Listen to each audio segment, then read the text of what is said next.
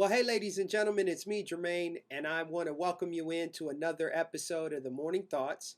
I have my regular cup of coffee, and I'd like to bring to you what I like to call your verbal cup of morning coffee, which is the Morning Thoughts.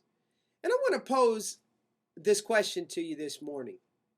Have you ever wondered when someone does something, whether it be in sports, whether it be in business, whether it be even when it comes to knowledge, when it comes to learning a certain skill or even learning the Bible, what is it that makes some people better apt to do things than others? Well, that's what I want to discuss with you today as far as what it takes to go that extra mile or to make that achievement or get the desired outcome that you yearn for when it comes to certain things that you put effort towards. And the title of today's morning thought is Will, WILL, beats skill. Will beats skill. Now, in a world of sports phenoms, musical prodigies, and social networking gurus, there tends to be a proliferation of perceived skill.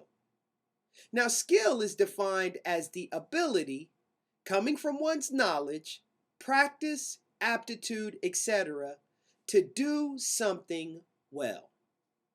Competent excellence in performance, expertise, dexterity.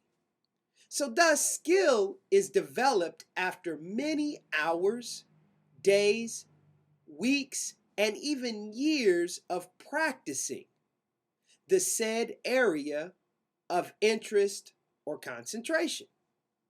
Now, when you think about it, a lot of people think that they have skill. That's why I said perceived skill.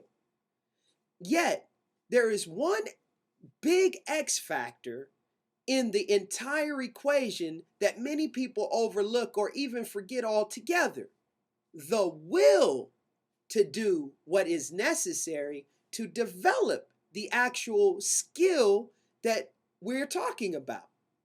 Now, will, in and of itself, this is best described as our innate desire to do or to make something happen.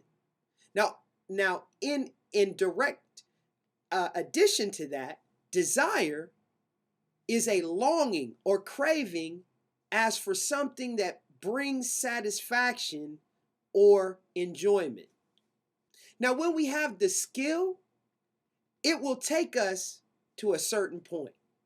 However, when we tap into our deep-rooted desire for success, for achievement, or even greatness, it takes a strong will to push us to the actual finish line.